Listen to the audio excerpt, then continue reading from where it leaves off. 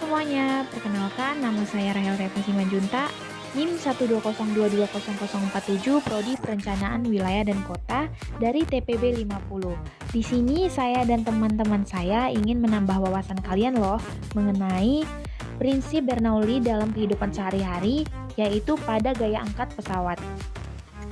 Perkenalkan, nama saya John Indra Kristinus Sinaga, NIM 120220048 dari Prodi Perencanaan Wilayah dan Kota TPB 50B. Izin memperkenalkan diri, nama saya Yaki Jayanti Ningrum, NIM 120220061 dari Prodi Perencanaan Wilayah dan Kota TPB 50B. Perkenalkan, nama saya Novia Anggreni Jika, NIM 120220065, Program Studi Perencanaan Wilayah dan Kota dari kelas TPB 50B. Perkenalkan, nama saya Nur Alfilela Putri dengan NIM 120220076 dari Prodi Perencanaan Wilayah dan Kota TPB 50B. Perkenalkan, nama saya Muhammad Taufik Arifaniastu, NIM 120220077. Saya dari Prodi Perencanaan Wilayah dan Kota dari TPB 50B.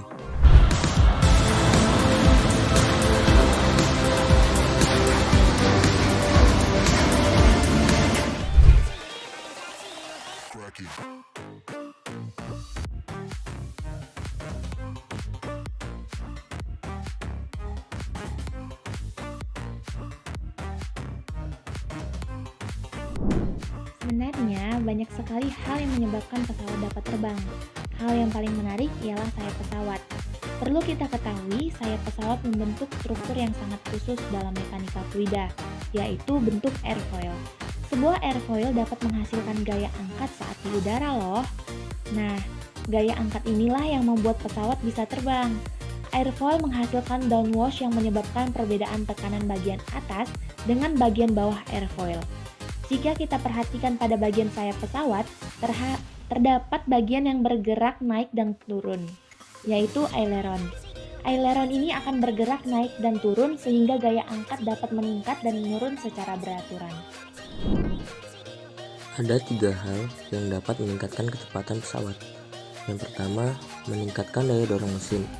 Yang kedua, flap dan slide pada pesawat diaktifkan. Dan yang ketiga, sudut kemiringan pesawat. Ketika daya dorong mesin lebih besar dari hambatan, maka kecepatan pada pesawat akan terus meningkat. Semakin besar kecepatan, maka semakin tinggi gaya angkat pesawat tersebut. Nah, ketika pesawat sudah mencapai tingkat terbang, maka tidak akan ada lagi perubahan kecepatan ketinggian. Dengan kondisi ini, gaya dorong harus sama dengan gaya hambatan dan gaya angkat sama dengan gaya beratnya. Sedangkan ketika pesawat turun ialah kebalikan dari proses naiknya pesawat.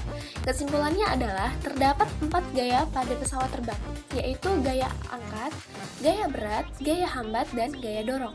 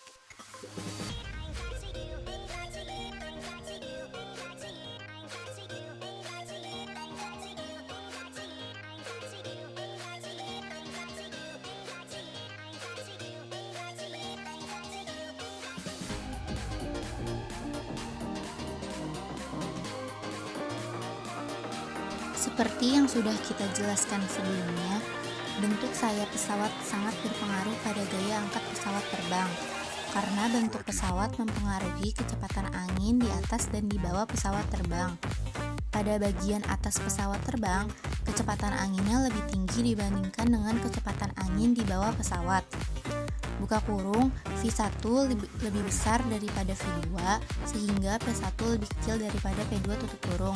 Dari persamaan Bernoulli, P2 dikurang P1 sama dengan setengah dikali rho buka kurung V1 kuadrat dikurang V2 kuadrat tutup kurung. F2 dikurang F1 per A sama dengan setengah dikali rho buka kurung V1 kuadrat dikurang V2 kuadrat tutup kurung.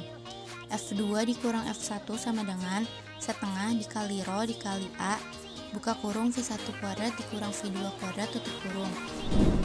Yang dimana P2 sama dengan tekanan udara pada bagian bawah pesawat, P1 sama dengan tekanan udara pada bagian atas pesawat, V2 sama dengan kelajuan aliran udara pada bagian bawah pesawat, V1 sama dengan kelajuan aliran udara pada bagian atas pesawat, F2 sama dengan gaya pada pesawat ke arah atas, F1 sama dengan gaya pada pesawat ke arah bawah, Rho sama dengan massa jenis udara, A sama dengan luas penampang pesawat.